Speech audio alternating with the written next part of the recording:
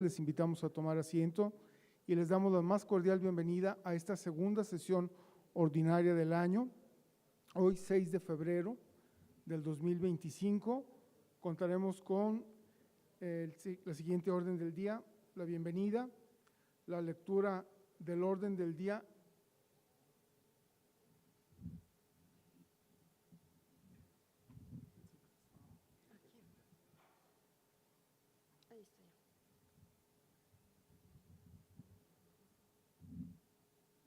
Daremos lectura al orden del día y a la aprobación. Tendremos también a consideración pondremos la lectura de la sesión o del acta de la sesión anterior. Haremos también la presentación del coordinador de la sesión académica, la presentación del ponente. Llevaremos a cabo como siguiente punto la sesión académica, el apartado de preguntas y respuestas, la entrega de reconocimientos al ponente, la presentación y mensaje del patrocinador, que para en esta ocasión es Medical Legal Center, la presentación, la entrega de reconocimientos al patrocinador. Se tratarán asuntos varios, en donde se incluirá el mensaje del presidente, informe de tesorería, informe de comisión de admisión, el informe de vocal ante el Consejo Mexicano de Oftalmología, los eventos próximos, habrá una rifa y finalmente concluiremos con la cena y el cierre de la sesión. Entonces, me gustaría saber si aprueban el orden del día. Bien. Muy bien, les agradezco. Y también, como se había acordado la ocasión anterior, haremos omisión del acta de esta sesión próxima pasada, puesto que ya se subió y está perfectamente detallada. Si gustan revisar el video, todo esto en aras de abreviar el tiempo por respeto a todos ustedes.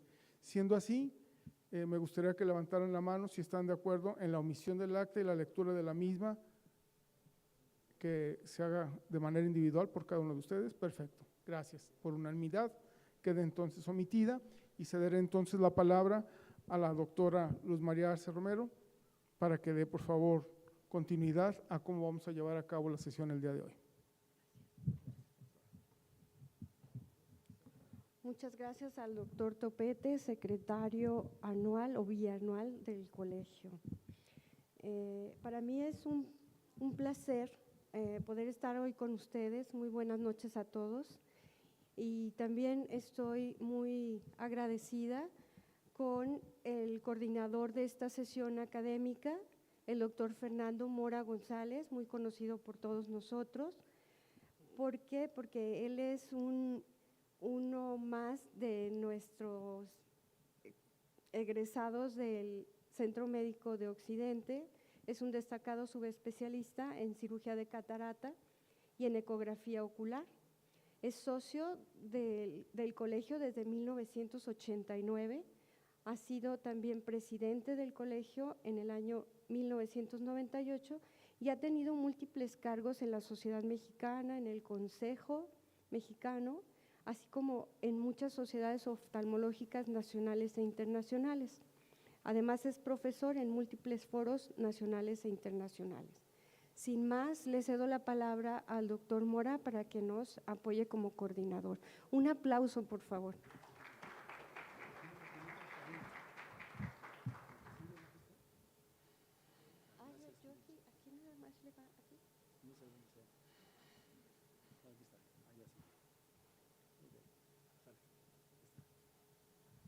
Bueno, hola, buenas noches a todos.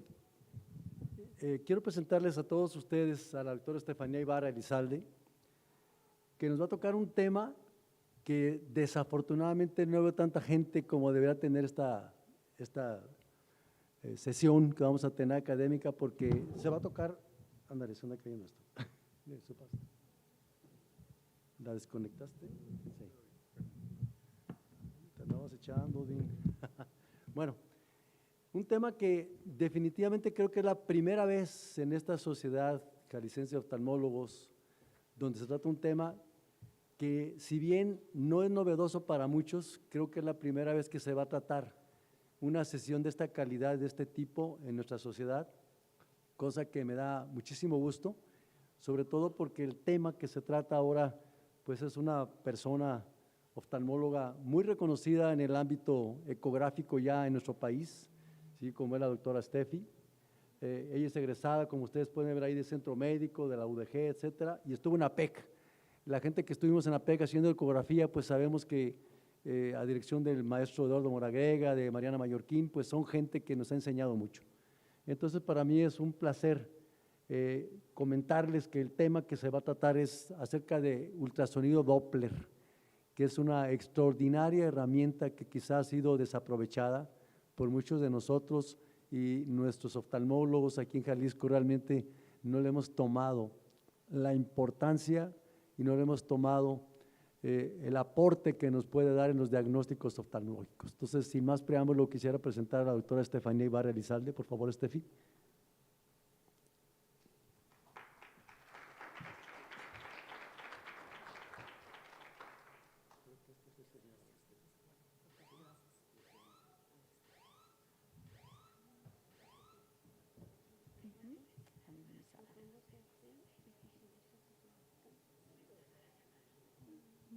Presentación.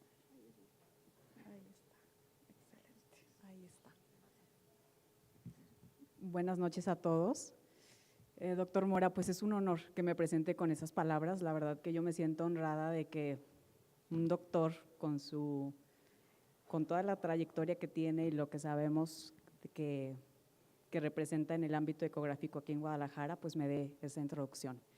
Le agradezco también a la doctora Arce por esta amable invitación, por este honor. Es para mí realmente un gusto estar compartiendo esta noche con ustedes.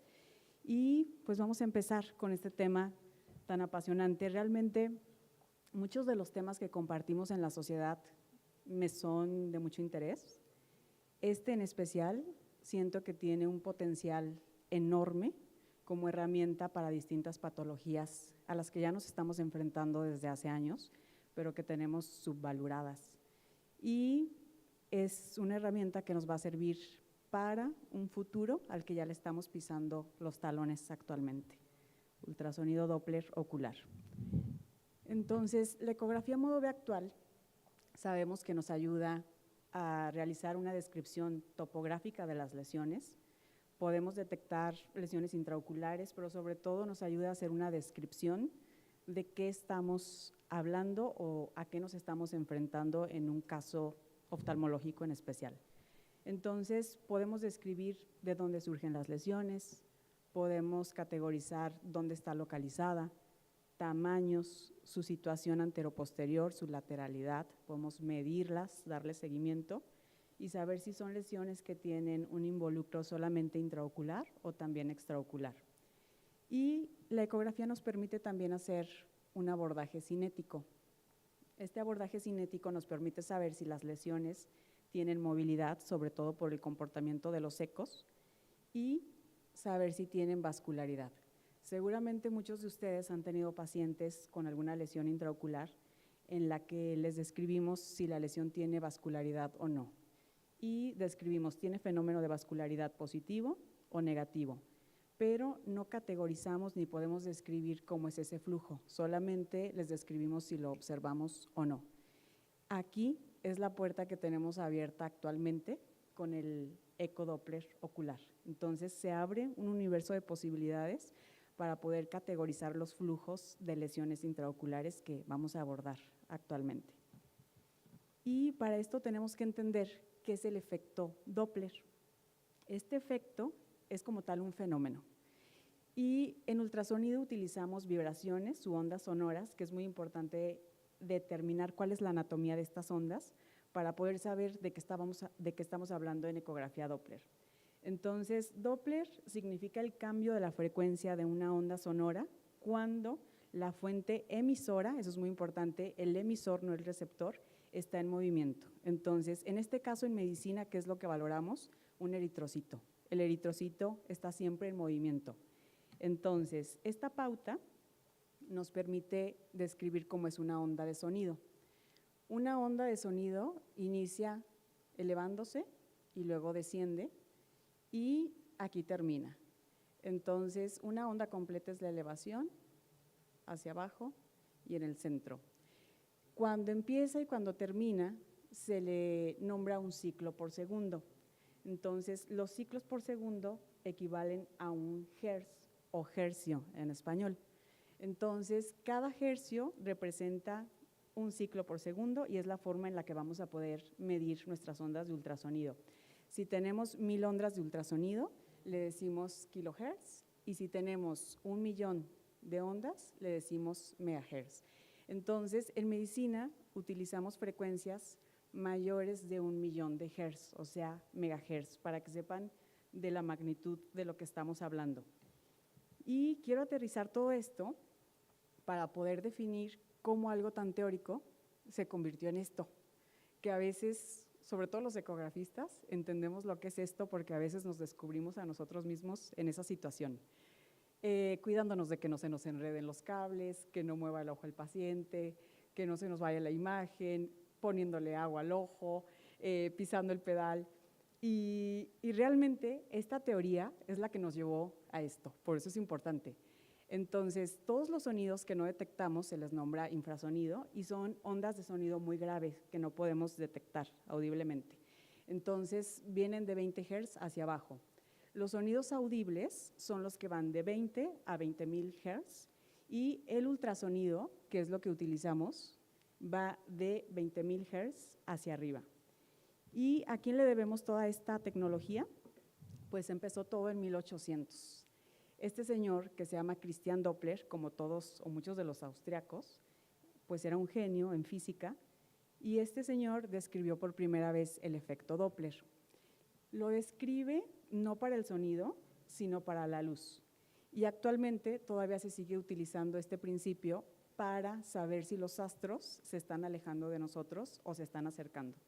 Entonces, las ondas de luz, cuando un astro se está alejando, son más amplias, es decir, la longitud de onda es mayor. Y cuando un astro se está acercando, la longitud de onda es menor. Están más cerca las ondas unas de otras. Eso es muy importante porque de esta forma trabaja nuestro ultrasonido. Entonces, Christian lo describe para la luz, pero esto no estaba descrito para el sonido como tal. Y normalmente, cuando nosotros escuchamos un coche con sirena en la calle o, por ejemplo, un tren, sabemos que se viene acercando porque el sonido se hace más agudo. Ese sonido agudo es porque la longitud de onda está más cercana y nosotros escuchamos el sonido a una alta frecuencia.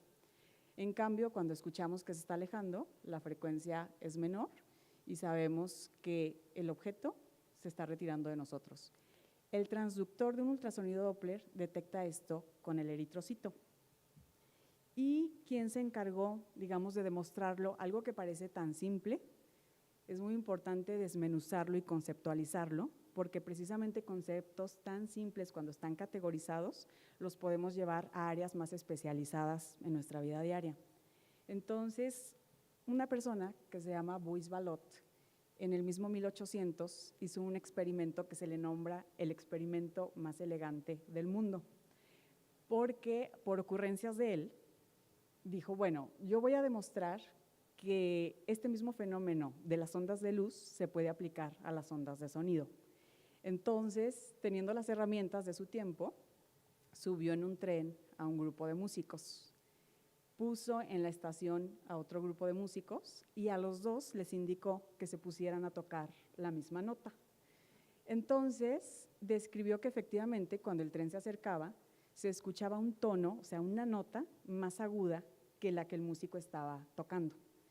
Cuando el tren pasaba exactamente por donde estaban sus músicos, se igualaba la nota, y cuando el tren se iba, se escuchaba una nota más grave que no era la que en realidad estaban tocando. Entonces, con ese simple experimento, él demostró que esto era aplicable al sonido. Y curiosamente, se le llamó el experimento más elegante. ¿Por qué lo hizo con músicos? Pues realmente lo podía hacer solamente con el claxon del tren, pero él lo quería hacer con músicos y así pasó a la historia. Entonces, para que nosotros pudiéramos llegar al momento donde estamos ahora, aquí está una de mis maestras en APEC, haciéndole como siempre los ecos a las residentes, sobre todo para enseñarnos. Llegamos pues primero con Christian Doppler, después con Buys Ballot, que dijimos que hizo el experimento para demostrar lo del sonido, y aquí los japoneses tuvieron mucho que ver, los vemos en 2 ocasiones. Entonces, primero, Shigeo Satomura se encargó de empezar a utilizar el ecógrafo en corazones. Entonces, empezó a utilizarlo en pacientes que tenían problemas vasculares, descubrió que era útil. Después, este americano, ya en 1961, creó el primer equipo de ecografía Doppler que era continuo, no era un ecógrafo pulsado, pero no lo puso a la práctica clínica.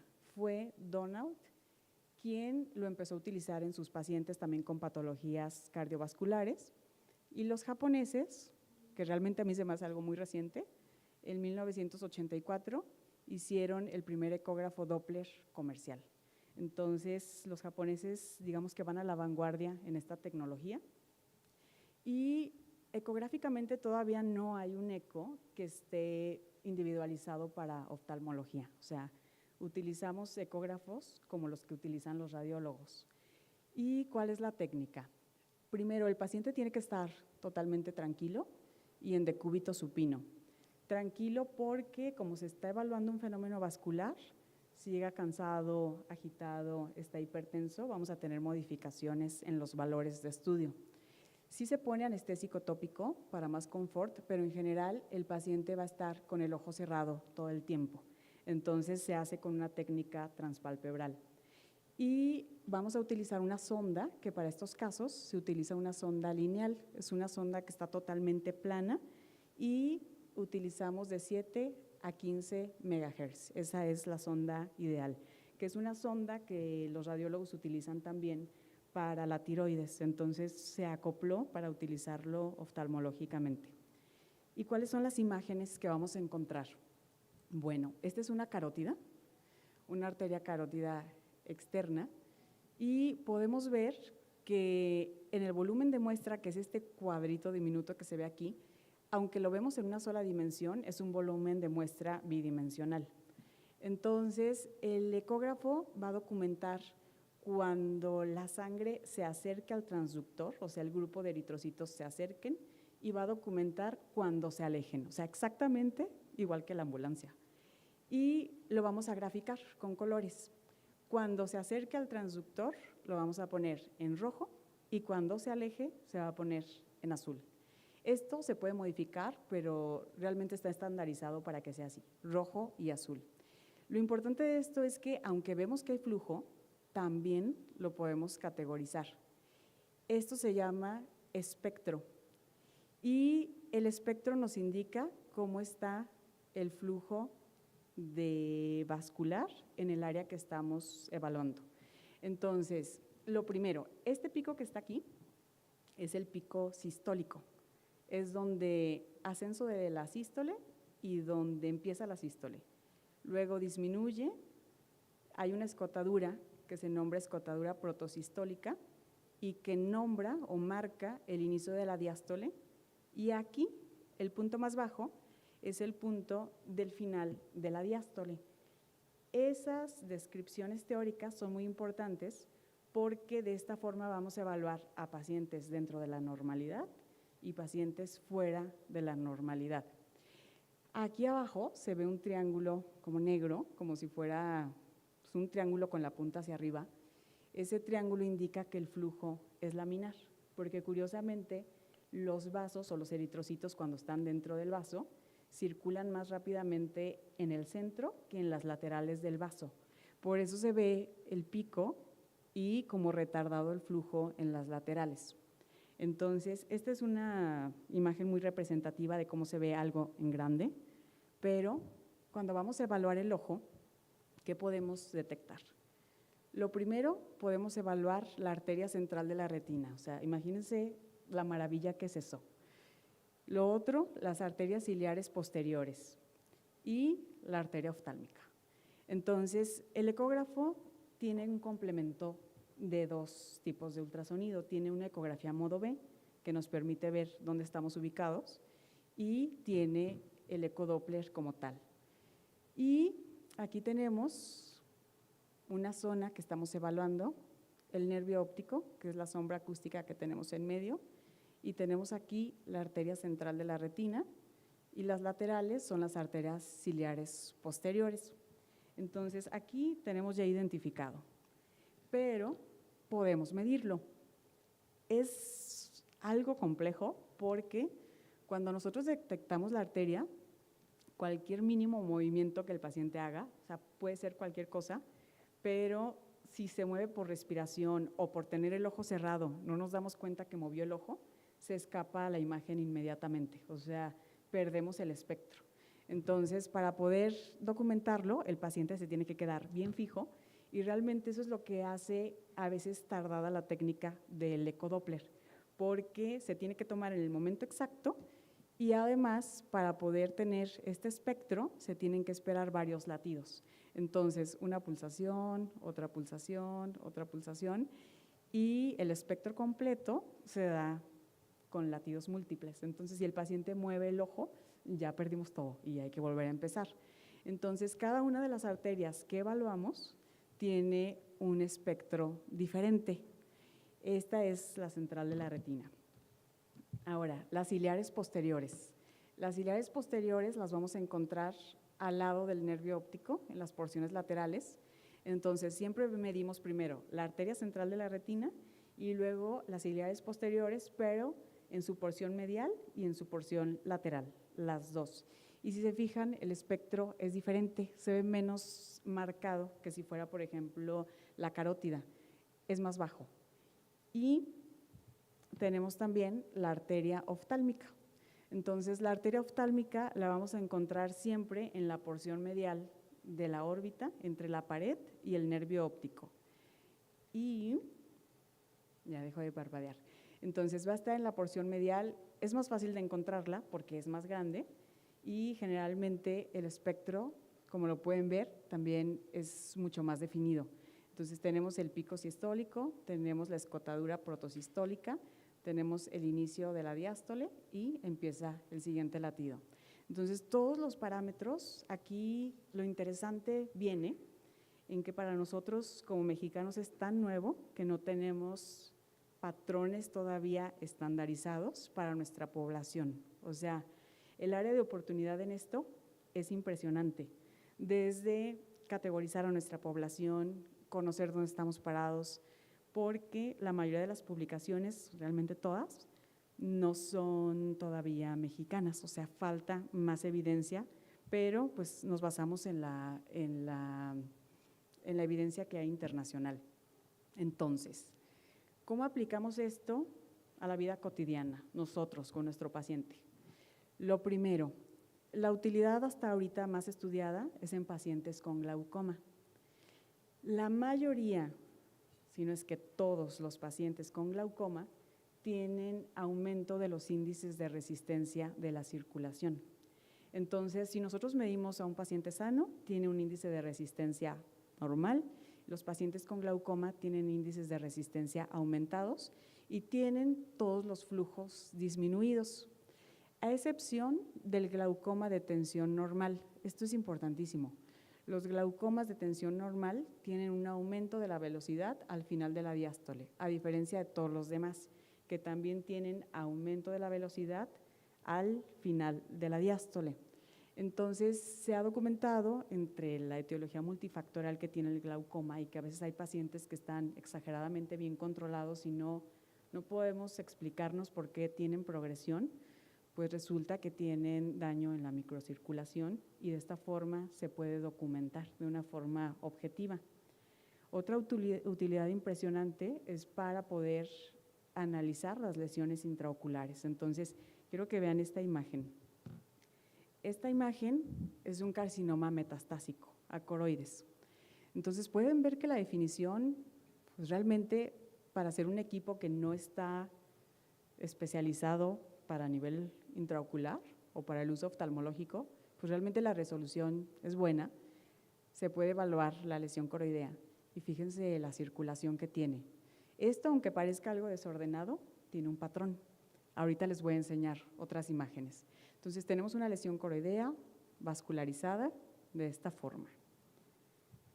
Fístulas carótido-cavernosas también se pueden evaluar. Esta es una fístula con una arteriolización de su flujo. Se puede documentar, se puede medir, se puede evaluar la respuesta a los tratamientos. Vean esta otra imagen de un melanoma. Los melanomas sabemos que están vascularizados, pero curiosamente en ecografía Doppler se ha visto que tienen un vaso único o un vaso único que predomina sobre la circulación. Entonces tenemos la lesión coroidea y tenemos, sí, circulación, pero nos llama la atención un vaso único. Eso es característico hasta ahora de los melanomas. Estas imágenes son de mis maestros Senapec, que les agradezco muchísimo que me hayan permitido compartirlas con ustedes, porque ahorita ellos son punta de lanza en estas técnicas de evaluación y créanme que para poder documentar un caso así se necesita de experiencia, de conocimiento y sobre todo de mucha pericia, porque les digo que no es fácil tomar las imágenes. Y también se pueden evaluar lesiones de la superficie ocular. Entonces aquí tenemos otro melanoma en el segmento anterior y fíjense cómo tiene un vaso único que puede ser central o a veces lateral. Es más frecuente que los melanomas tengan un vaso periférico, no tanto central. Y la imagen siguiente me parece muy representativa. Este es un melanoma, vean el tamaño que tiene. Se ve que depende de la coroides, pero vean el vaso y lo impresionante que se puede documentar cuál es el patrón de la circulación. Entonces, generalmente es así, un vaso único, lateral, como lo habíamos dicho, y se ve incluso la circulación de la vena. Entonces, este es un melanoma coroideo y también nos ayuda para documentar lesiones a nivel extraocular. Este es el caso de un paciente con un linfoma. Ecográficamente los linfomas pues son generalmente lesiones que son regulares, que tienen como una densidad no muy alta, pero vean el patrón que tiene de vaso en todo el interior de la lesión, vascularizado. Curiosamente, los hemangiomas, recordarán ustedes que ecográficamente cuando los valoramos con un ecomodo B, aunque están compuestos de vasos, generalmente la vascularidad es negativa, o sea, no muestran flujo en el ecomodo B. Y se ha visto, pese a lo que dice la literatura internacional, sobre todo en los casos aquí en México, que los hemangiomas coroideos de los pacientes mexicanos están extremadamente vascularizados, o sea, hay una posibilidad de herramientas que podamos tomar de este equipo que de verdad no vemos ni por dónde empezar. Y también en el abordaje de membranas intraoculares, hacer diferenciaciones, si es una membrana hialoidea, si es un desprendimiento de retina, pacientes con persistencia de vitro hiperplásico primario, también se puede documentar. Entonces, por ejemplo, este es un paciente con desprendimiento de retina muy crónico, se ve hermosa la lesión y está vascularizada. Entonces, nos ayuda también a hacer diferenciaciones de este tipo. Y quiero que tengamos en cuenta, aquí está Sheldon, y dice, a mí no me importa si nadie entiende de qué es mi disfraz. Yo me voy a ir vestido de eco Doppler, o más bien de efecto Doppler, a la fiesta de disfraces. Entonces, a mí se me figura más como un código de barras, ¿verdad? No parece tanto un fenómeno Doppler, pero quiero que tengan presente a Sheldon en sus consultorios, sobre todo con cierto tipo de pacientes. Entonces, ¿cuáles pacientes? Lo primero, pacientes con glaucoma que no se explican porque no tienen control en temas de progresión. Es un paciente que está en PIO dentro del rango objetivo, pero sigue progresando. O pacientes que tienen con sospecha de glaucoma o sospecha de glaucoma de tensión normal, está indicado una ecografía Doppler. Pacientes que tienen cualquier lesión intraocular, Se pueden evaluar nevos, se pueden evaluar melanomas, lo que ustedes piensen que es una lesión ocupativa del globo. Nada más es muy importante recordar las medidas, porque a veces nos desilusionamos cuando una lesión no se puede evaluar por ecografía. Realmente nosotros como ecografistas sabemos, y es nuestro objetivo, brindarles la mayor información que sea posible para que a ustedes se les facilite su caso. De hecho, se impresionarían lo mucho que documentamos los síntomas de los pacientes, lo mucho que se exploran los pacientes, lo que se interrogan. A veces yo creo que el doctor Mora lo va a entender, nos sentimos como un detective, porque yo por lo menos cuando no era ecografista me imaginaba que mandaba uno a la persona al estudio, le hacían el estudio y vámonos. Y no es así, nos interesamos mucho por el caso y sobre todo por estar en contacto con los médicos que nos los refieren para saber el seguimiento. Entonces, si ustedes quieren evaluar una lesión intraocular, teóricamente una lesión de 0.75 milímetros hacia arriba es valorable por ecografía, pero en la práctica de 1 milímetro hacia arriba considero que ya es visible. Si quieren tener una evaluación de la estructura interna de la lesión, su característica interna, si tiene vascularidad, etcétera, tiene que medir 1,5 milímetros o más. Y en ecografía Doppler, realmente los parámetros siguen siendo igual, de 1 milímetro hacia arriba ya podemos documentarlo mejor. Entonces, esos pacientes con lesiones intraoculares u orbitarias, evaluarlos. Vamos a hacer también diagnóstico diferencial de pacientes que tienen membranas intraoculares, que no sabemos si son hialoides, que no sabemos si son desprendimiento de retina, etcétera, se pueden evaluar. Y aquellos pacientes con patología de neurooftalmo que tienen neuropatías ópticas atípicas, que no nos explicamos el por qué, se puede evaluar la vascularización del flujo perivascular del nervio óptico y ayudarles a hacer una evaluación más integral del paciente. Y quiero agradecerle muy extensamente a mis maestros en el servicio de ecografía de APEC, que realmente, pues si no fuera por ellos, no estaríamos nosotros hoy hablando de esto aquí. Disposición, tiempo, entrenamiento, todo. Entonces, les dejo aquí mi agradecimiento extensivo para ellos. El doctor Mora agrega, que yo creo que se me enchina la piel cada que lo veo porque es un maestro de maestros. Y también quiero agradecer a la doctora Arce, que desde el R1 me dio una confianza impresionante. Aquí les quiero enseñar esta foto del archivo del baúl. En el R1, este día la doctora tenía una astilla en la mano y me dijo, Estefi, ¿sabes qué? Me duele, por favor, ayúdame a quitar. Pues abrimos bulto, abrimos todo, R1 no se la pude sacar.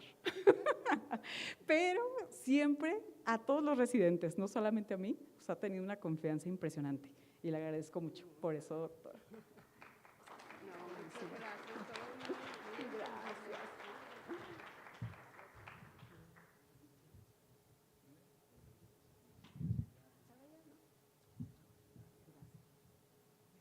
Bueno, después de la extraordinaria plática que tuvimos con la doctora y que nos acercó a un mundo nuevo, vamos a hacer lo que en una transparencia, en un minuto, ¿qué aprendimos hoy? ¿Qué conocimos hoy? ¿Qué conocimiento nos llevamos a la casa, al consultorio, un poquito en el pensamiento? Pues nada, que realmente el ultrasonido Doppler y nos va a servir, y muy pronto en un futuro, para todas aquellas alteraciones vasculares, específicamente intraoculares y de la órbita. Asimismo, que son imágenes bidimensionales, como ustedes pueden ver ahí, las fotos que nos presentó la doctora, ¿sí? Este es el nervio óptico, fíjense cómo hay un flujo vascular, etcétera. Entonces nos llevamos a casa de que es un estudio que nos va a proporcionar información acerca de alteraciones vasculares. Asimismo, que es una prueba no invasiva, aprendimos que hay un Doppler continuo, un Doppler pulsado y que nos va a tener el sentido del flujo, tanto de acercarse el flujo como de alejarse el flujo. Específicamente mencionar, y estamos en pañales en México, afortunada o desafortunadamente en Perú, doctora, el doctor Solon, porque así se llama. El doctor Solon es un extraordinario ecografista en Doppler y está proporcionando y posicionando a América Latina a nivel del mundo en lesiones vasculares de la órbita.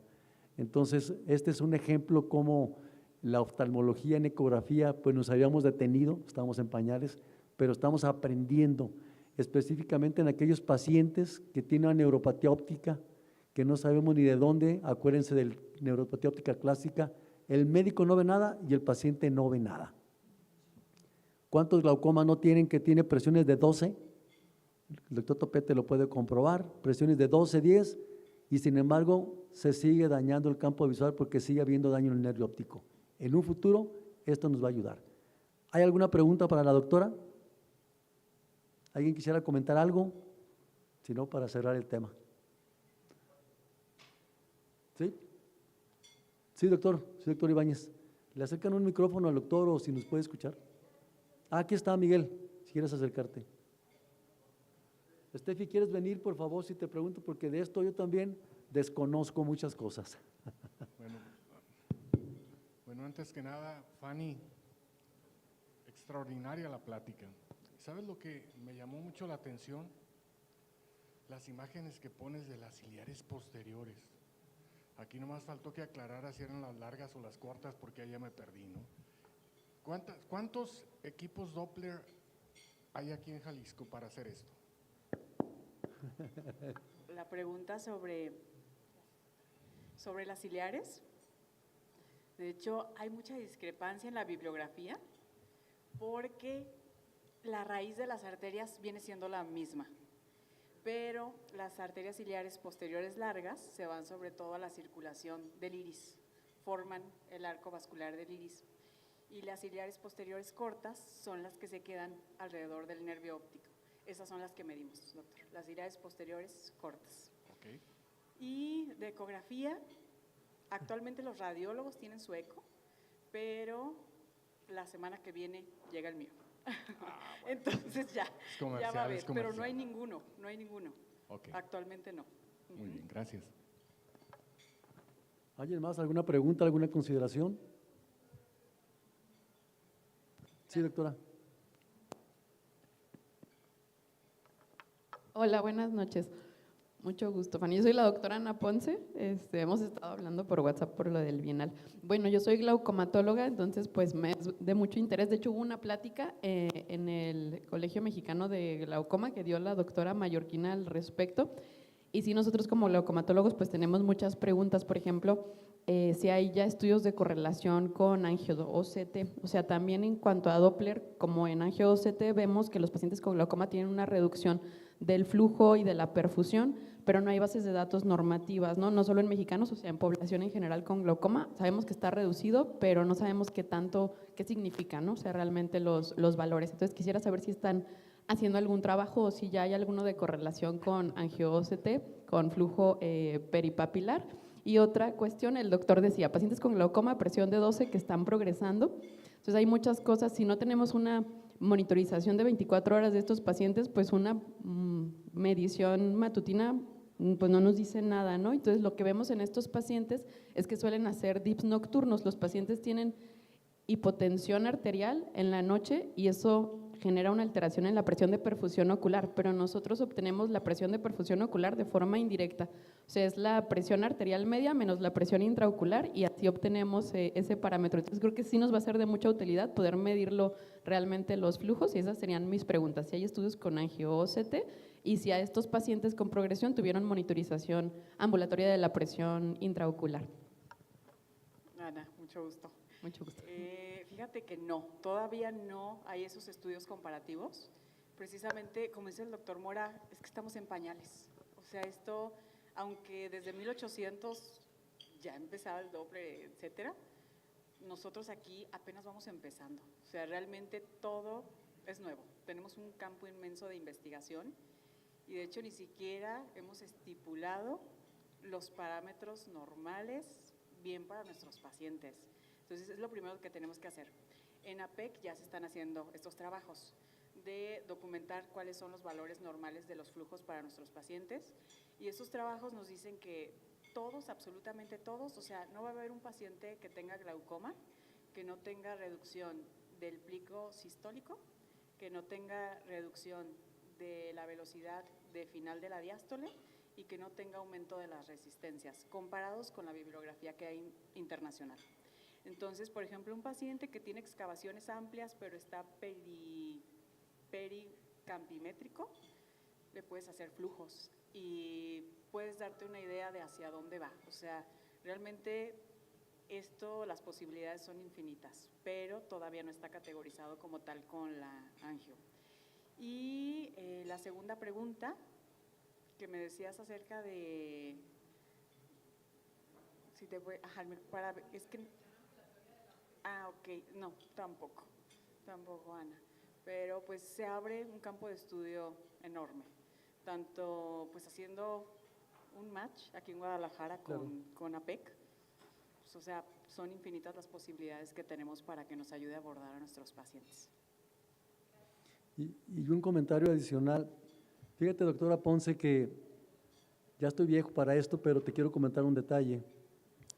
Si ustedes se fijaron en la presentación de la doctora, puso en 1984 el uso del Doppler. Dentro de R1 en ese tiempo la ceguera, y de repente salió un artículo de los japoneses que mucha relación tenía el glaucoma primario de ángulo abierto con el flujo vascular lento de la carótida interna de los pacientes. Sorpresivamente para nosotros en ese entonces, y yo quería hacer glaucoma en ese entonces en la ceguera, se dejó de valorar muchas cosas y ahora estamos 40 años después retomando cosas que a lo mejor fueron de utilidad, no más que ahora a una alta escala. Antes se decía la carótida, ahora estamos viendo los flujos a nivel de las ciliares cortas posteriores, a nivel de muchas cosas.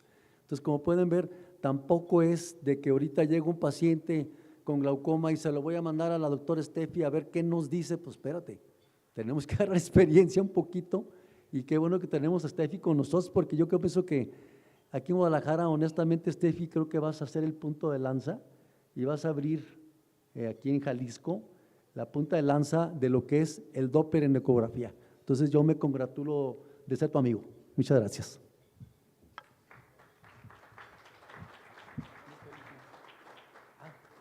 Y quiero entregarte, junto con la doctora Lucy, que me acompañe, por favor, un reconocimiento por tu plática extraordinaria que nos pusiste al día en muchas cosas nuevas.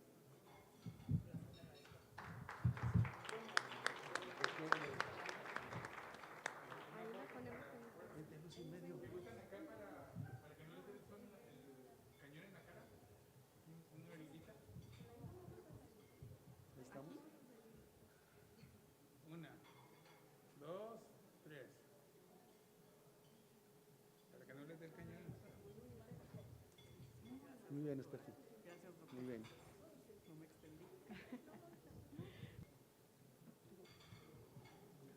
Doctor Mora, disculpe por favor que lo haga regresar. Queremos hacer la entrega de su reconocimiento por su importante aportación y participación el día de hoy.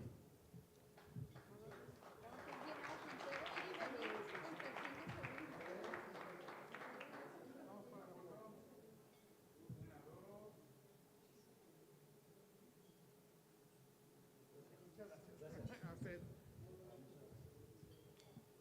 Felicidades.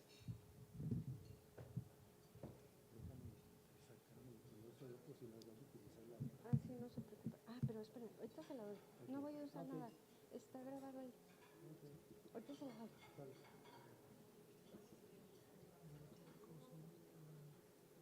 ya que sea aquí está abajo, aquí está abajo. Sí.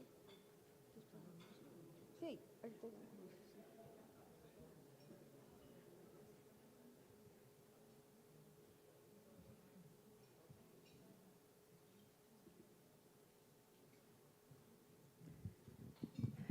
Enseguida tenemos la participación del licenciado Armando Dávalos, pertenece a la empresa Medical Legal Center, con un importante mensaje para nuestra vida diaria en el consultorio, que a todos nos va a ser de mucha utilidad.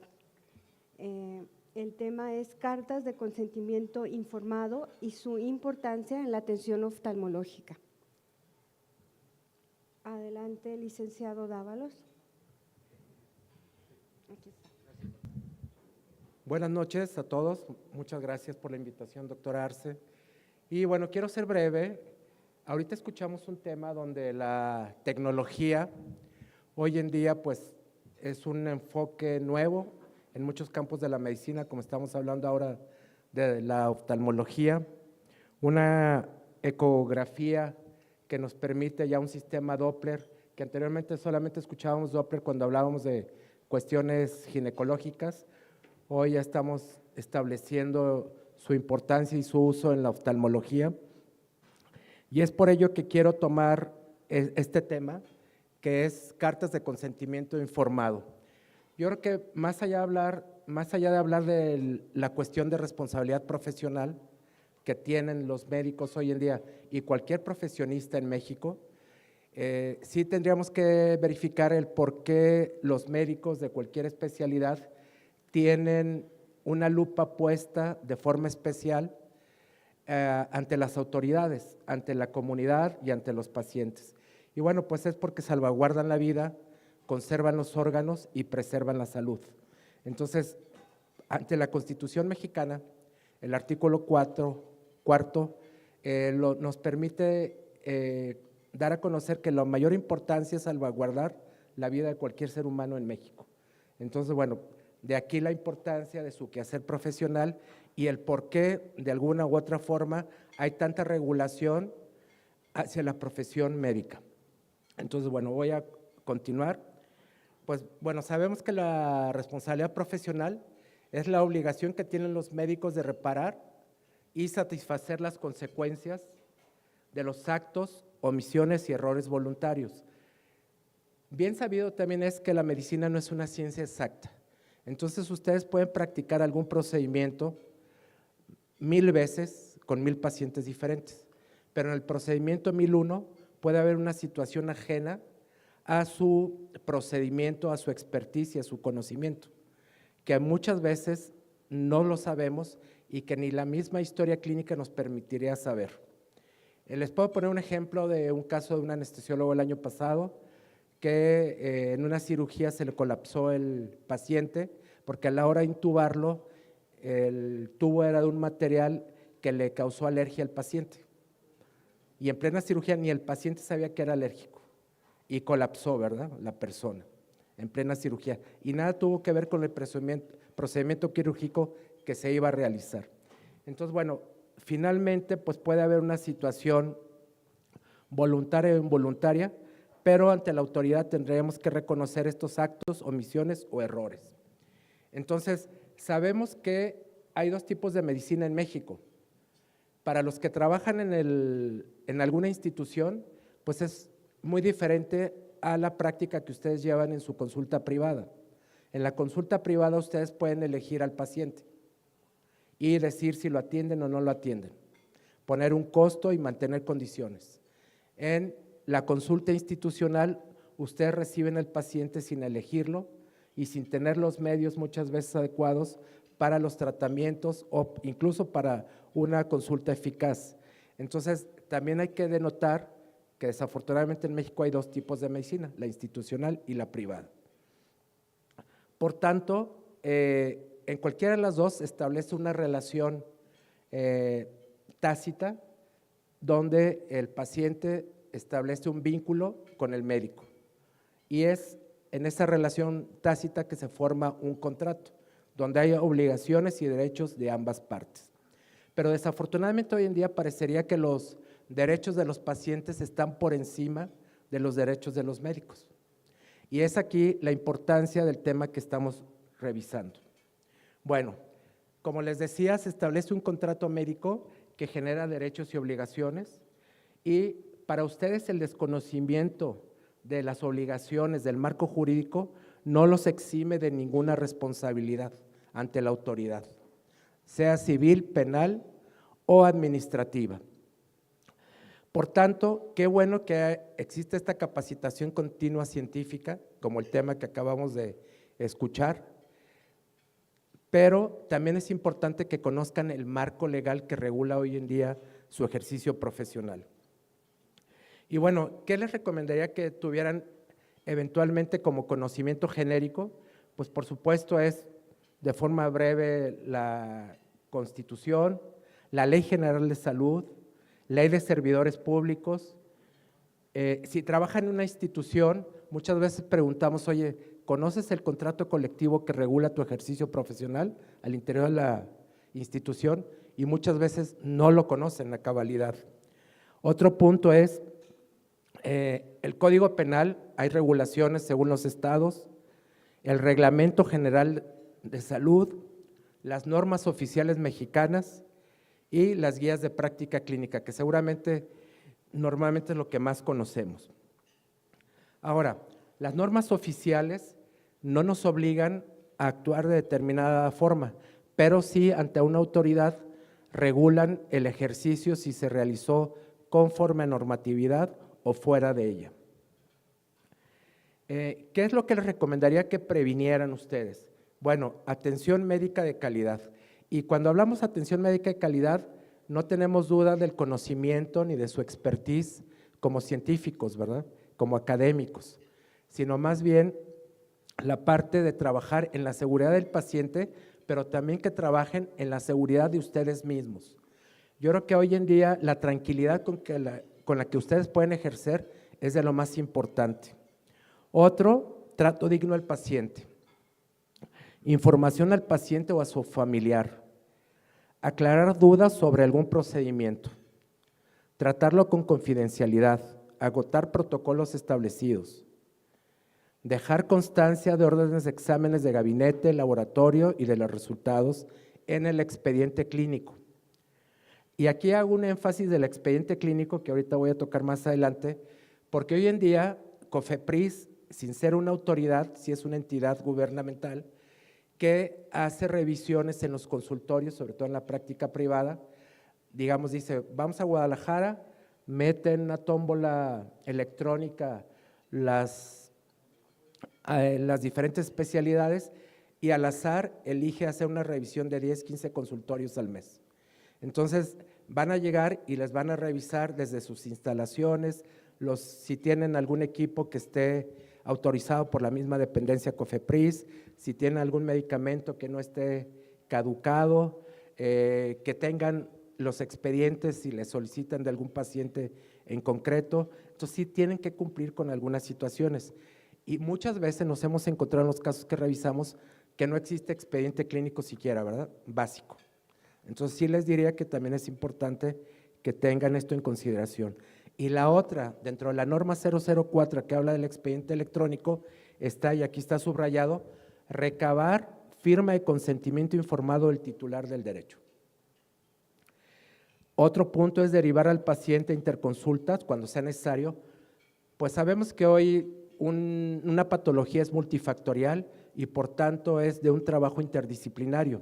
Y si no es interdisciplinario, tenemos que hacer una historia clínica exhaustiva para agotar todas las posibilidades y llegar a un diagnóstico y a un tratamiento adecuado. Y algo importante, fíjense algo que hemos visto, que detrás de alguna queja, denuncia o demanda, siempre está el comentario de algún colega o alguna situación que algún otro colega da a conocer al paciente cuando tiene alguna inconformidad. Entonces yo les diría que al interior de los oftalmólogos en Guadalajara nunca debería existir ningún mal comentario o ningún juicio en contra de algún compañero o de algún par, independientemente que pensemos si actuó bien o actuó fuera de procedimiento. Bueno, ¿qué es lo que les diría? Bueno, para prevenir, pues lo que ya mencionamos. Ay, me estoy regresando, perdón.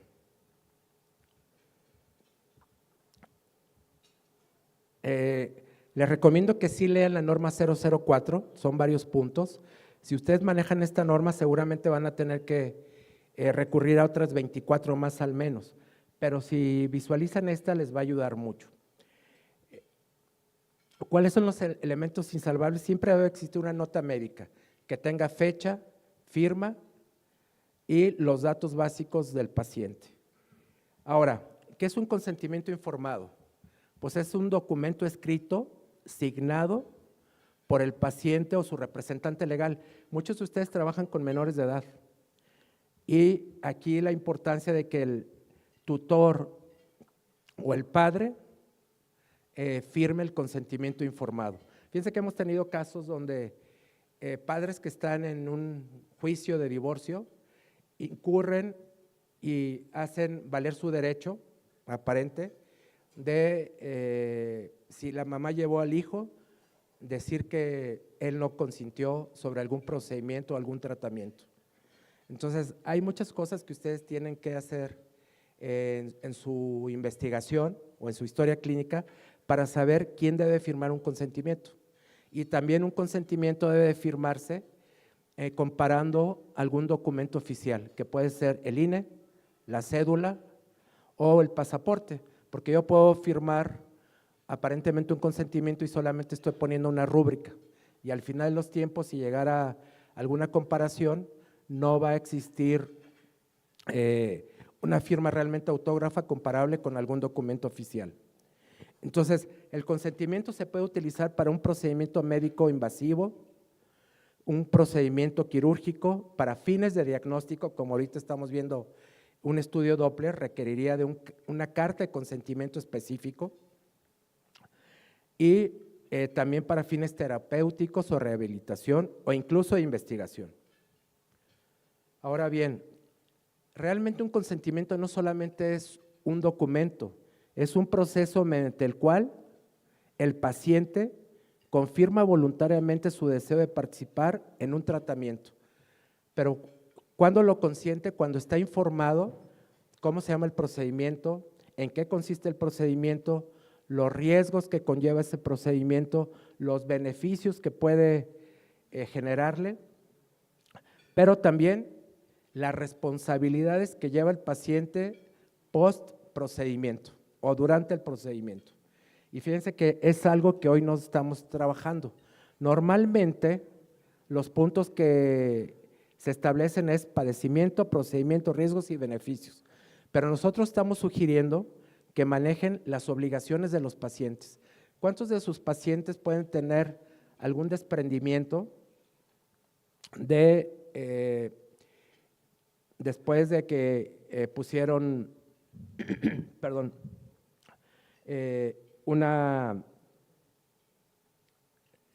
o realizaron un procedimiento para una retinopatía diabética, no establecieron los riesgos que conllevan sus enfermedades crónico-degenerativas, que hoy en día desafortunadamente en México tenemos muchas de ellas, ¿verdad? Presión arterial, diabetes, problemas de corazón, obesidad, y no lo tenemos como un riesgo cuantificado ni especificado. Pero más allá de eso, las obligaciones que tiene el paciente cuando llega a algún procedimiento o post algún procedimiento quirúrgico. Por ejemplo, yo ahorita estaba pensando, cuando estaba escuchando la plática de la doctora, para llegar a un estudio de ecografía Doppler, ¿será necesario llegar en ayunas? ¿Será necesario no haber ingerido bebidas alcohólicas un día antes? ¿Cuánto dura el procedimiento? ¿Debo estar totalmente inmóvil? Si me dolió la cabeza un día antes, ¿puedo ingerir algún medicamento? Todo eso debería estar especificado en una carta de consentimiento antes de llegar a este estudio, poniendo el ejemplo ahorita de lo que escuchamos, ¿verdad?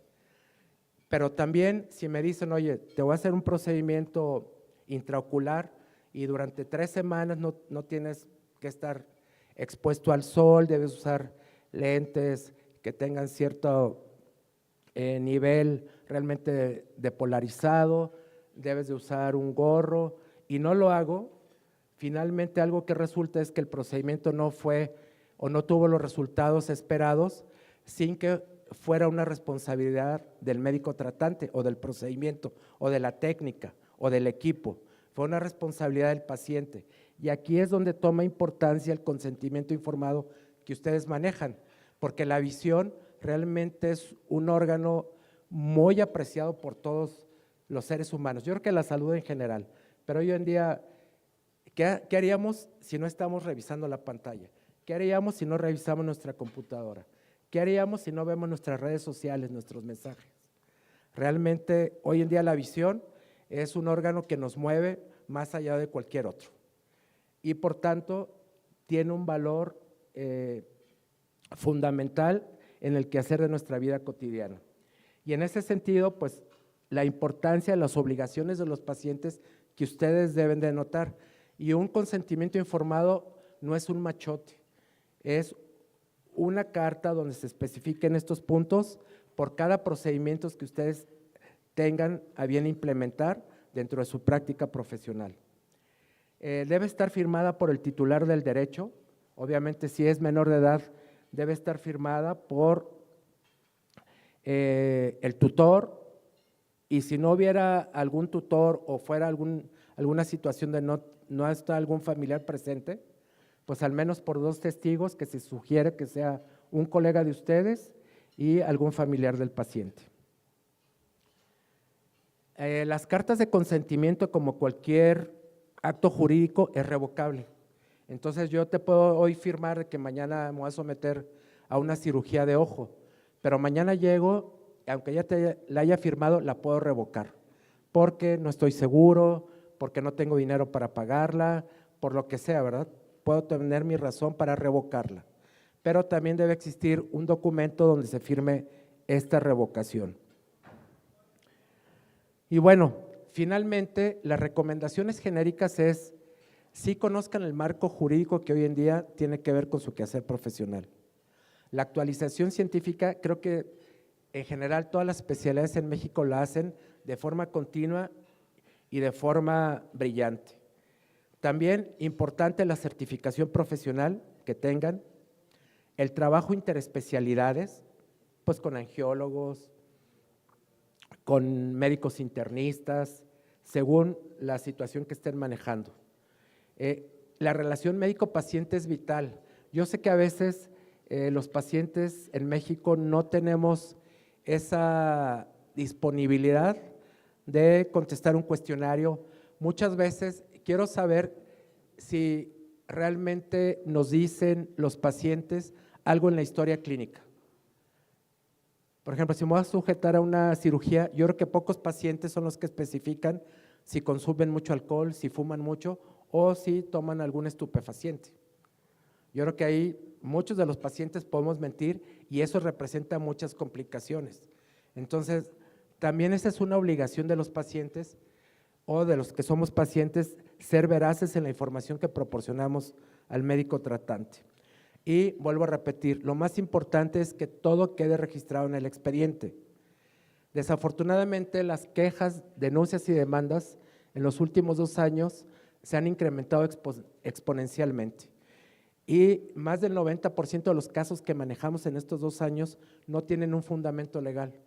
Es tan solo un fin de lucro del paciente o del familiar, o si ya se encontró rebasado por los gastos médicos mayores que tiene contratados, o si ya se encontró rebasado de su presupuesto porque no tiene gastos médicos, va a buscar algún pretexto para resarcir económicamente ese desembolso que tuvo. Entonces, no solamente, gracias a Dios, en México tenemos muy buenos médicos y de todas las especialidades, pero lo que sí es que hay mala voluntad muchas veces de los pacientes o de los familiares de los pacientes. Entonces, sí es muy importante que manejen los consentimientos informados y que sea específico por cada procedimiento que realicen. Pues de mi parte sería terminar con el tema para no ser más extensivo. Nosotros tenemos más de 500 consentimientos de oftalmología, divididos en segmento anterior y posterior. Si con el colegio después requieren algunos de estos consentimientos, pues también podemos irlos construyendo, subirlos a la página y estarlos retroalimentando, porque bueno, la tecnología va avanzando y es necesario estar implementando los cambios necesarios de acuerdo a estas nuevas tecnologías que se vayan realizando. Decía la doctora, bueno, felicidades por ser el primer equipo en Guadalajara, seguramente no será el único, pero bueno, tendríamos que trabajar sobre un consentimiento o consentimientos específicos para esta nueva tecnología y esta nueva praxis. Entonces, de mi parte, muchas gracias, quedamos a sus órdenes, somos Medical Legal Center y muy agradecidos y a sus órdenes.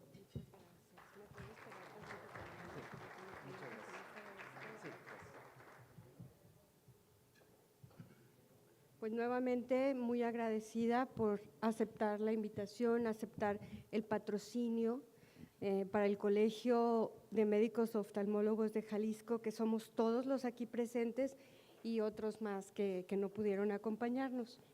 De verdad, agradecidos todos por Medical Legal Center por su destacada participación como patrocinador en nuestra sesión mensual de este mes de febrero.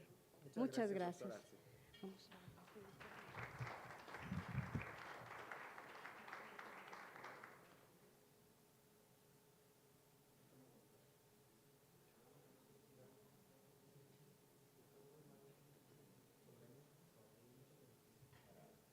Los miembros del colegio. Me parece perfecto. Luego le doy su USB.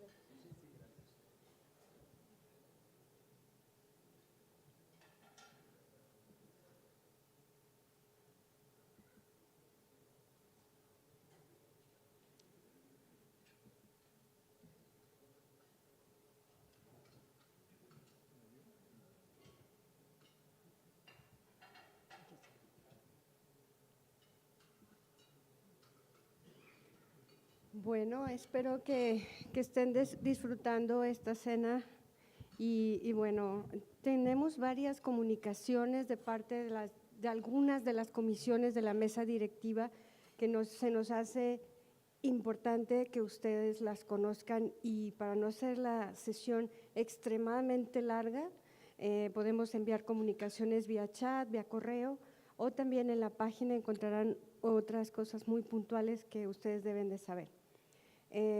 Estuvimos presentes el doctor Ruelas y su servidora para recibir el inventario del colegio, todo perfectamente detallado, y firmamos un documento y todo eso quedó muy bien.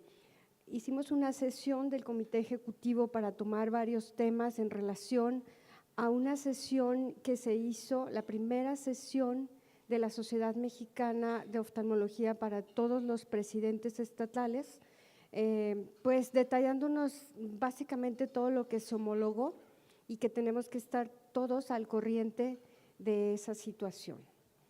Es muy extenso, esa sesión fue de más de 2 horas y bueno, yo lo detallaré en la página para que ustedes estén enterados.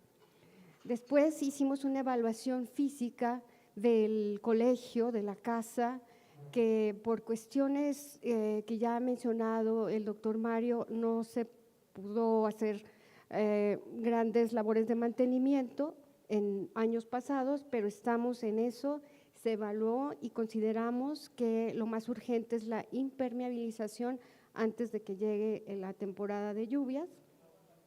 Posteriormente, haremos otros proyectos que también serán comunicados en las sesiones. Estamos con la intención, y debemos de ser muy perseverantes, porque el Colegio de Ingenieros Civiles del Estado de Jalisco realmente no sé a qué horas encontrarlos, o sea, siempre están solo las secretarias, necesitamos el apoyo de ellos para un peritaje del colegio, por cuestiones de la construcción o más bien la excavación a un lado del colegio, que de alguna manera puede afectarnos, ¿verdad?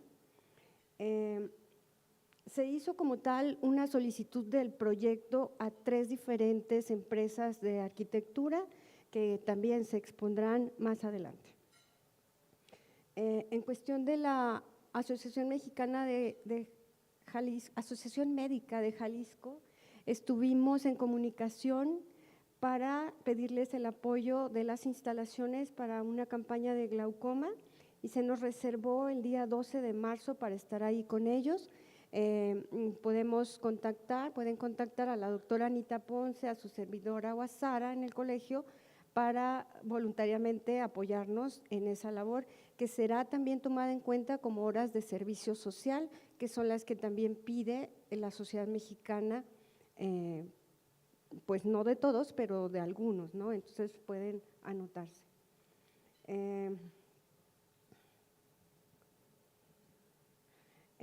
Un interés general de la sociedad mexicana y de todos los colegios estatales es identificarnos.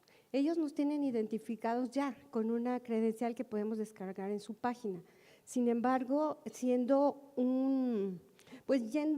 caminando en paralelo con ellos, yo les propongo y he empezado a hacer algunas credenciales como esta ahorita a los miembros que se han regularizado, tanto presencialmente como con su cuota anual, y se los haré llegar vía electrónica. No es necesario que la impriman ni que la enmiquen, no, simplemente es traerla en su celular y presentarla a la entrada para que los identifiquemos, y obviamente va a tener la vigencia del año en curso.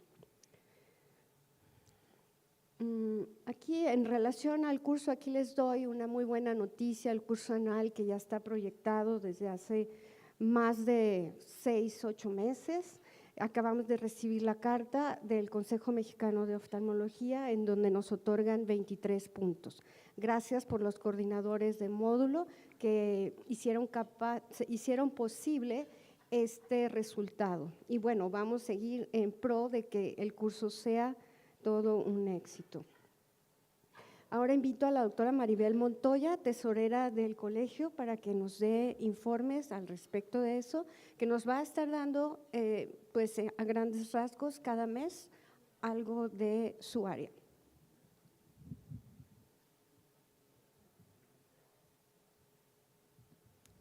Buenas noches.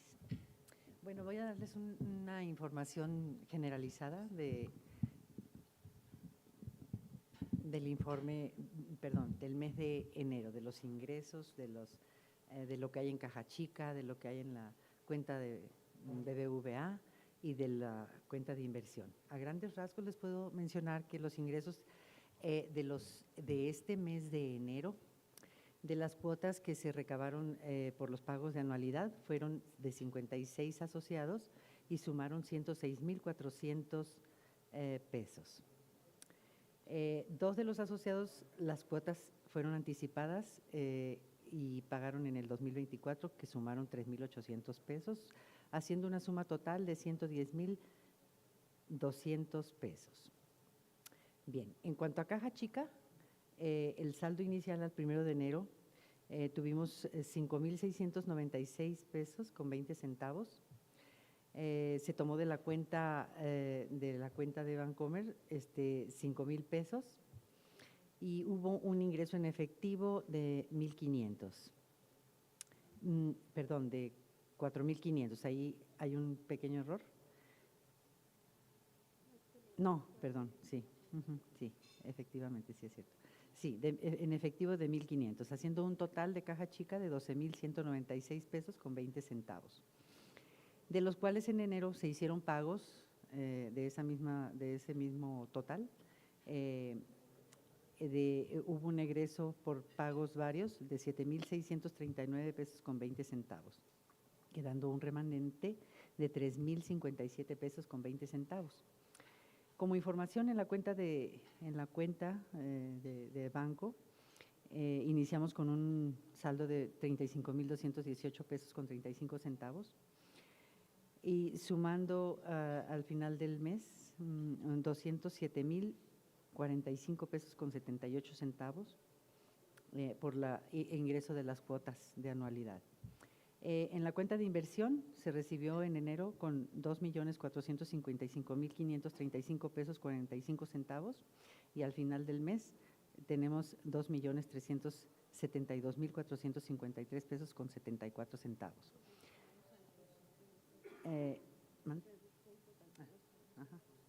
Sí, se redujo el total final al 31 de enero por los pagos al curso que se hizo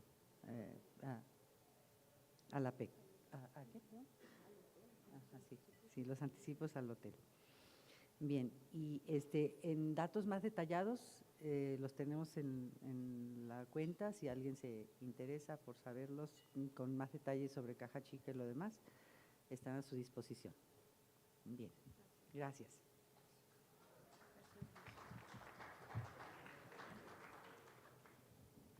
Ahora invito a la doctora Nadia Val de la Comisión de Admisión para que también nos dé algunos totales.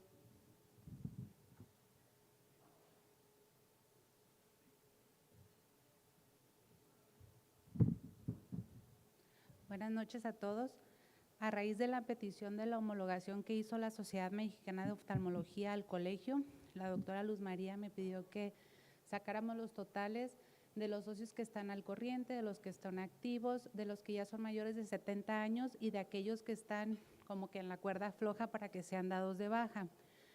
Quisiera hacer nada más rápidamente un recordatorio de lo que marcan los estatutos del colegio con respecto a las bajas de los socios que tenemos.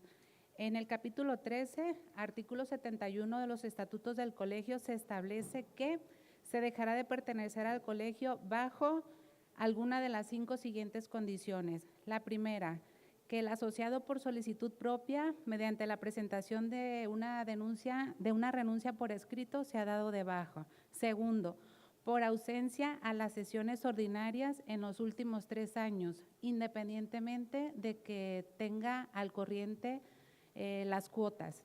Número 3, por alguna actuación indigna que a solicitud por escrito de 3 o más asociados sea dirigida al presidente, quien la turnará a la Comisión de Honor y Justicia y se emitirá un dictamen que sea inapelable y se le notificará al asociado su baja por escrito.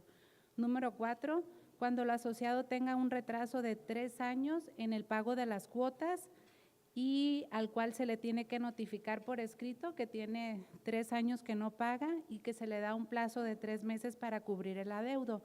Si no hay respuesta o si no hay pago, también se da de baja. Y por último, cualquier asociado que se ha dado de baja del colegio por impago de las cuotas para poder reingresar al colegio deberá cubrir la totalidad de las cuotas atrasadas, actualizadas al momento de su reincorporación. Y en caso de existir un programa de regularización, el artículo 10 se cumplirá con los requisitos que lo soliciten. De tal forma que hasta la fecha, los socios que tenemos al corriente a enero de este año 2025 son solamente 58. Los socios para dar de baja, tomando en cuenta, en base a los estatutos del artículo 71, solamente tomando en cuenta los que no están al corriente de las cuotas, son 114. Si tomáramos en cuenta aquellos que tienen al corriente las cuotas, pero que no asisten, esta cifra pues se elevaría un poco más. Y también algo importante es que en las gestiones anteriores, al momento de que los socios se han ingresado al colegio, no se ha seguido el orden numérico y hay 60 espacios vacíos que cumplir. Entonces, incluso hay números que son, no sé, el 64, el 90, por decirlo así, vamos más allá del 400 y esos espacios están vacíos. Nada más para comentarles que quizá socios de nuevo ingreso en este año queden con un número, o sean numerarios más pequeños en la lista que socios que sean mucho más antiguos, porque esos espacios, por razones que desconocemos, se han ido brincando.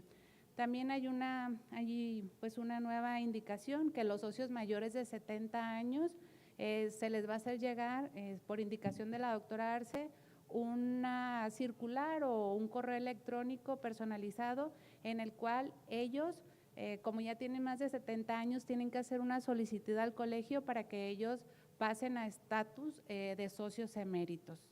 Eso es con respecto a la situación de los actualmente colegiados en el colegio.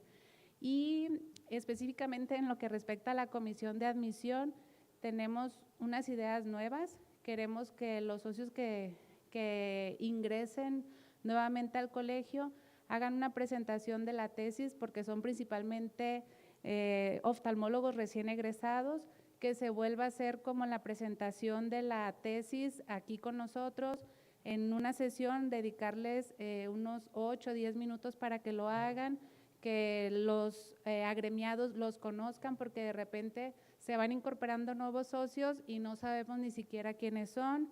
En la misma sesión se les va a dar la constancia de socio numerario y se les va a otorgar delante de todos, así como también vamos a mandar a hacer unos pequeños pines, unas insignias del Colegio de Oftalmólogos de Jalisco, que son de latón, con una cubierta de chapa de oro, para todos los que estén ingresando nuevamente. Y para aquellos socios que también estén al corriente y que se regularicen, también se las vamos a otorgar a la entrada de cada sesión. Y pues estaría padre que sea como nuestro distintivo cada vez que nos reunamos como colegio. Y por mi parte, pues es todo.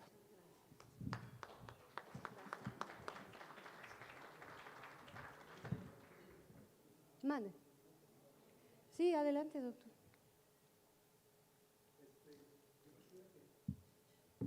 Yo quisiera que le enteraran a todos los compañeros, hay una cuestión que se discutió en la Sociedad Mexicana de Oftalmología y personalmente lo acabo de hablar hace 15 días con un senador de la República que es oftalmólogo, que es José Ramón Enríquez, retinólogo. Se está viendo en la sociedad mexicana y la cosa de los socios estos de al corriente y todo este rollo. No nada más es que tienes derecho a ser académico y que el día de mañana, pues si quiero voy o no pertenezco y me vale sombrilla si pertenezco al colegio, a la sociedad. Los nuevos lineamientos que vienen de este gobierno nos van a obligar a que todo el mundo de especialistas estén dentro de un colegio médico de su especialidad. De tal manera pues que la normatividad va a hacer que el día de mañana no nos agarren con los dedos en la puerta y decir, pues yo nunca fui a la sociedad y me dieron de baja y me vale sombrilla.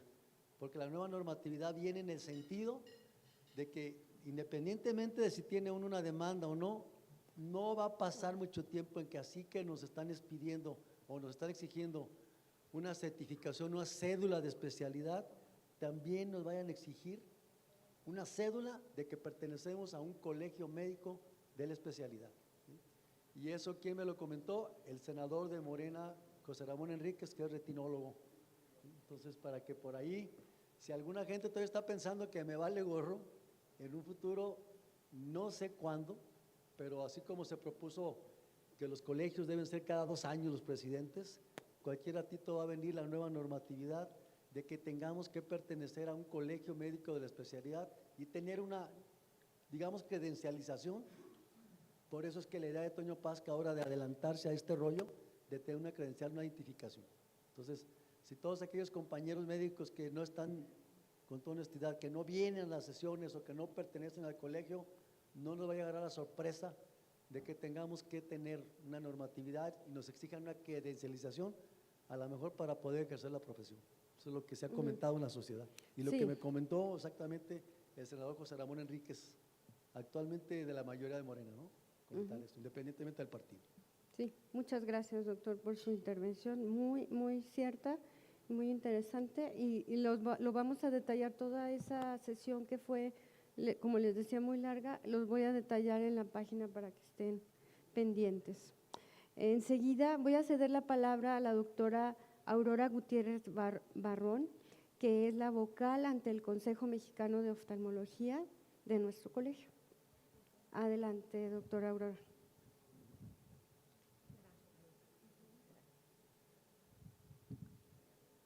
Buenas noches, ya todos o la mayoría me conocen. Soy Aurora Gutiérrez Barrón y vocal ante el Consejo Mexicano de Oftalmología en México. Y aquí vengo en el plan de mencionar algunos detalles importantes como son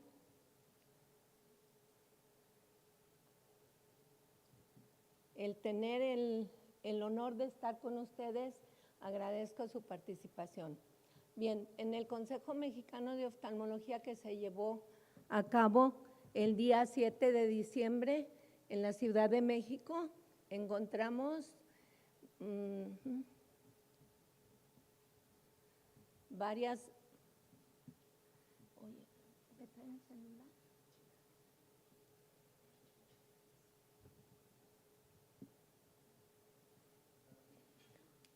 Varios asuntos en los cuales presidió la doctora Leticia Arroyo, presidenta anterior del Consejo Mexicano de Oftalmología.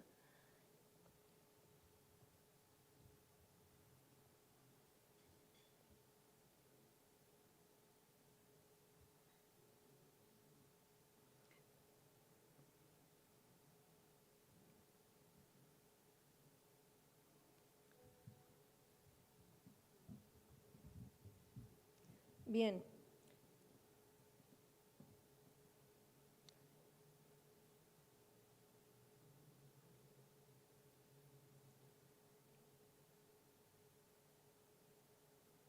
En los cuales los asuntos pendientes fueron a solicitud de todos los colegiados estuvimos presentes. Se definió que en el futuro los exámenes serán más o menos de 3 sustentantes y no 4, como por grupo se hicieron en el examen anterior.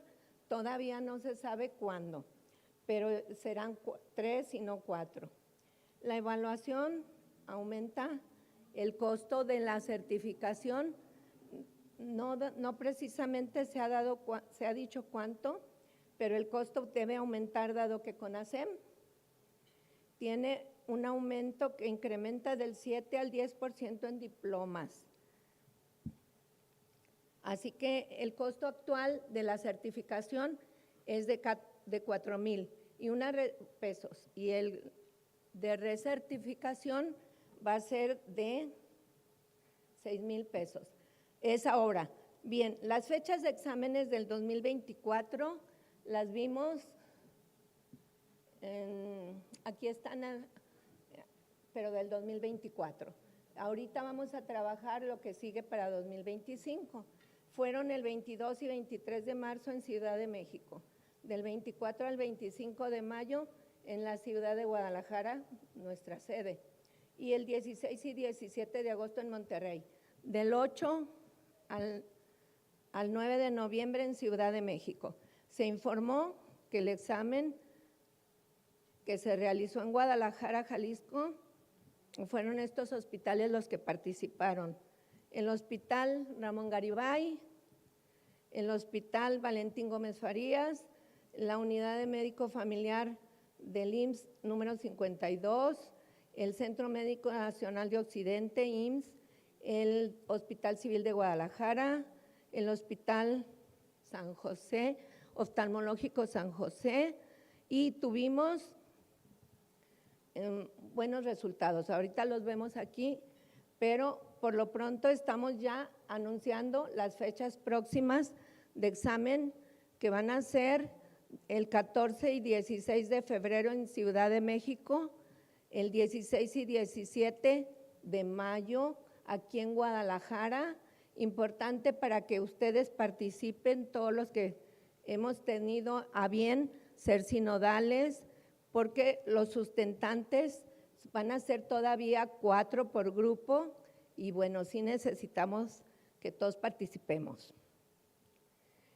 Estos fueron los resultados. Nada más es una comparación para que ustedes vean que sí ha habido mejores resultados en todos los exámenes. Si vemos en el 2023, hubo en el 23, 323 sustentantes que presentaron examen y en el 2024, 395. Aquí es importante ver cuántos acreditaron. Del 2023 acreditaron 262 y en el 2024 324. Si vemos los porcentajes, estamos de los no acreditados, estamos viendo que el porcentaje fue de 18.88 y en el 2023 el porcentaje de no acreditados es de 17.93. Hubo más población y mejores resultados en el 2024. Eso es importante porque estamos trabajando que de 400 preguntas que se hacen en el examen, pues vienen mejor preparados. Y en el examen presencial o práctico también están los muchachos muy bien preparados, excelentes y buenos resultados. Pocos son los que reprueban, no es mucho. Bien, el otro punto es la comisión de certificación. Para cursos, el aval del Consejo Mexicano de Oftalmología pide se soliciten 2 meses antes de su ejercicio para tener el puntaje autorizado. El curso de presencial tendrá un valor, todos los cursos que sean presenciales tendrán valor de 1 punto por hora y los virtuales menos puntaje. No los anoté, pero el más importante es el presencial. Los congresos de Sociedad Mexicana de Oftalmología tienen un valor de 45 puntos. Ningún curso puede tener más puntaje, incluyendo los de la academia, cualquiera de ellos, ninguno va a tener más porcentaje como los de la sociedad, que son los nacionales. Tenemos que, entre ellos, este es un punto muy importante, que nosotros aquí lo mencionamos. Cuando fuimos sinodales o practicamos ese ejercicio, el puntaje era muy bajo. Bueno, yo les digo que era para meterlo abajo del colchón porque tenía un punto de valor, el reconocimiento que nos daba el consejo. Ahora tiene 10 puntos el valor por participar como sinodal en el ejercicio de estos exámenes. Esto es para incentivar a que practiquemos nosotros en nuestros hospitales el examen con ese interés de que sí tiene un valor curricular ante el Consejo Mexicano como puntaje, ¿sí?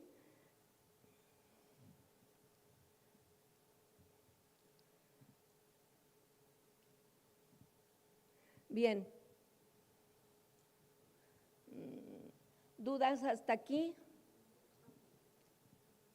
Dime. Sí, ahí voy. No he terminado, perdóname. Sí, es que no sé agrandar tu LED aquí en la compu. Por eso estoy usando mi celular. Sí. Si quieren nada más para… Ajá. Por eso pedí el celular, porque ahí no te le quiero tocar. Yo creo que es esta. Es esta. Sí, pues ya quedó. Ah, ya quedó muy claro. Pero lo quería más grande aquí. Sí. ¿Pero qué es lo que quieres? A mencionar lo que me falta, ya nada más. El doctor Jaime.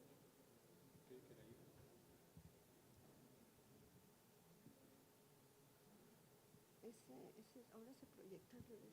No, así está bien, si quieres lo tomo de aquí, lo tomo de aquí.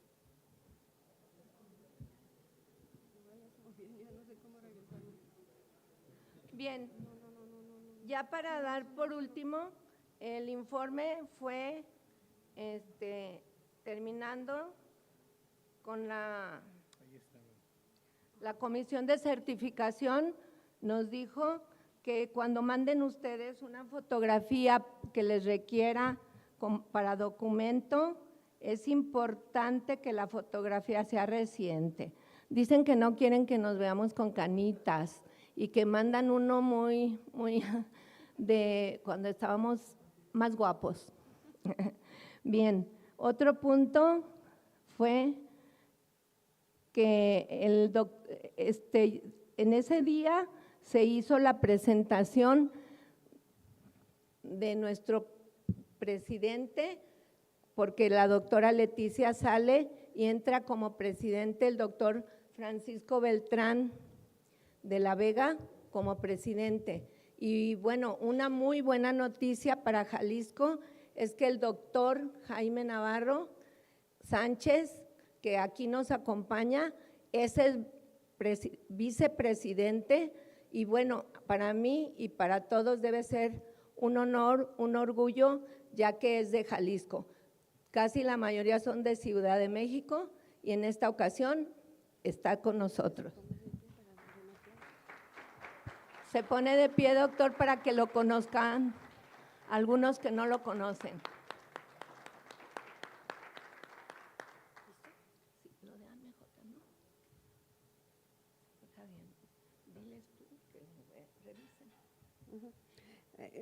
hay un informe más detallado de la Asociación Médica de Jalisco, pero no queremos hacer muy extensa esta sesión. Ya llevamos mucha información y todavía me falta comentarles los próximos eventos, iguales de importantes como todos los temas que seleccionamos para este año. Tenemos aquí a nuestro profesor querido y apreciado y muy aplaudido en todo México, el doctor Miguel Ángel Ibáñez, quien nos va a compartir el tema Entendiendo las aberraciones. La próxima sesión, este mismo lugar, pero el 6 de marzo, aquí los esperamos. Gracias, doctor, por aceptar la invitación. Otro evento que Anita Ponce está organizando, pues es el curso bienal de egresados de oftalmología del Centro Médico. Están todos cordialmente invitados. Es del 20 al 22 de marzo de este año y también está invitando a un concurso bienal de videocreaciones, carteles y fotografía. Pueden contactarla a ella si están interesados. Por su atención, muchas gracias. Les agradecemos todo el comité, su amable atención y su presencia a esta sesión que engalana al colegio y a todos nosotros. Muchas gracias. Buen provecho.